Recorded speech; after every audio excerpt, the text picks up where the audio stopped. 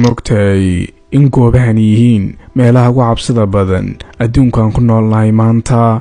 kow, jasiiradda Ilha de Guamanda. jasiiradda masaska ee Brazil waa mid ka mid ah meelaha ugu khatarta badan dunida, waxayna ku taalaa xeebaha Brazil, waxaana si rasmi ah looga mamnuucay in dadku ay tagaan sababo la xidhiidha halista masaska sunta leh ee halkaas ku nool.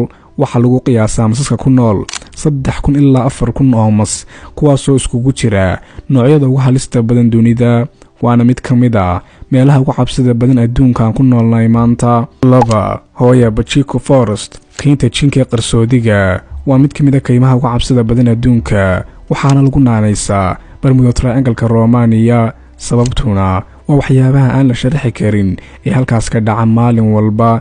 kayntan waxay ku taalaa magaalada Cluj-Napoca, waana goob lagu sheego inay ka buuxaan jinniyo, ruuxiyo iyo tamar qarsoodiya oo aan la garanaynin. maxaa ka dhigay haddaba kaynta mid cabsi leh? sawirkii la yaabka lahaa ee sanadii 1968 uu qaaday cilmibaadho Romaniyaan ahaa kaasoo lagu magacaabi jiray Emil ayaa wuxuu qaaday sawir isagoo halkaas ku tagay booqasho.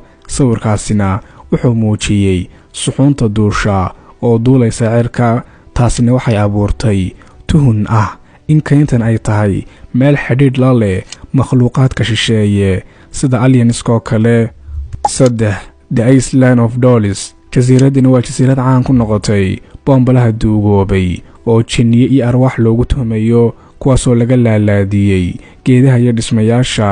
jasiiraddan waxay ku taallaa waddanka Mexico, waana mid ka mid ah meelaha ugu cabsida badan adduunkan ku noolnahay maanta.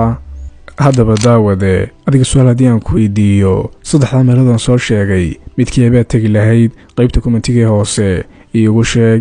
ha iloobin inaad follow noo saarto YouTube iyo Facebook profile ka saaranna aad subscribe dhaado.